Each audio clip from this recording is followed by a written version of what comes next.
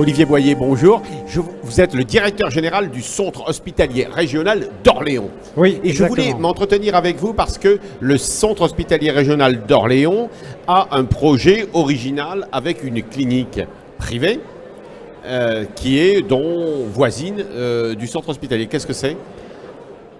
Alors il y a quelques années, on nous a demandé, l'agence régionale de santé m'a demandé de travailler avec une clinique qui est à une 60aine de kilomètres d'Orléans pour reprendre son activité chirurgicale parce que le groupe auquel elle appartient a décidé de s'en séparer.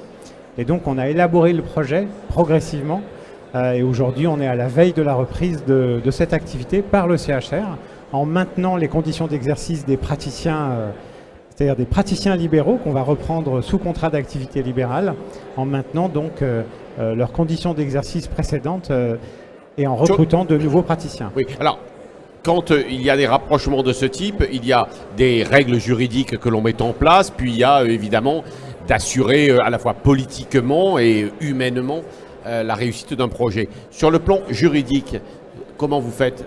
Alors sur le plan juridique, c'est assez simple. On opère par un transfert d'autorisation, c'est-à-dire qu'il y a deux manières de reprendre un établissement, soit à la barre du tribunal, soit on fait un transfert des autorisations, donc c'est la voie douce.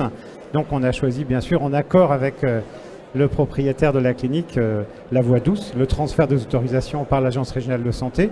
On a construit pour ça un protocole de cession, on a mis beaucoup de temps pour l'élaborer parce qu'il faut tout régler au détail près. C'est désormais fait et on est à la veille de la reprise. Comment ça se passe après en pratique sur le plan à la fois politique, général, économique et humain ? Décrivez-nous rapidement. Alors sur le plan humain, comme c'est un transfert d'activité, on reprend tous les personnels avec un engagement du groupe de nous couvrir les coûts des éventuels licenciements qui pourraient intervenir après. Ça fait partie du protocole.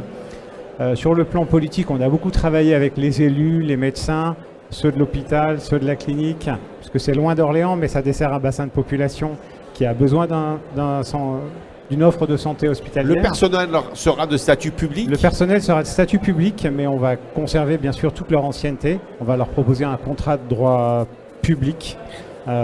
Et tout le monde est d'accord ? Ou à peu près ? Alors, selon les textes en vigueur, en fait, le personnel a 15 jours pour se prononcer, pour accepter le contrat qu'on leur propose. Et sinon, la clinique procède à leur licenciement avec indemnité. C'est l'application du droit existant, tout simplement. Il y a beaucoup d'expériences de ce type, de rachat par des hôpitaux publics, de cliniques privées ? Oui, il y en a de plus en plus avec des formules quelquefois différentes. Il y a des établissements qui constituent un GCS de droit privé avec l'échelle tarifaire du privé. Nous, on a choisi de constituer un GCS de droit public parce que comme il y avait un problème d'activité, il faut qu'on encaisse un peu plus de recettes pour équilibrer l'activité chirurgicale.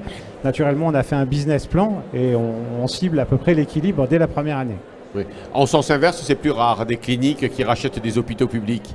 Oui, parce que ça, c'est pas prévu par les textes, voilà. Oui. Et il y a beaucoup de GCS de ce type en France ? Alors, il y en a de plus en plus. Ouais. Oui, il faut innover.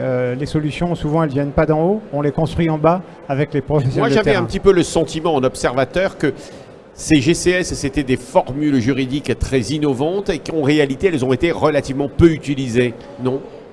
Je ne me rends pas compte. On a fait beaucoup, surtout de GCS de moyens.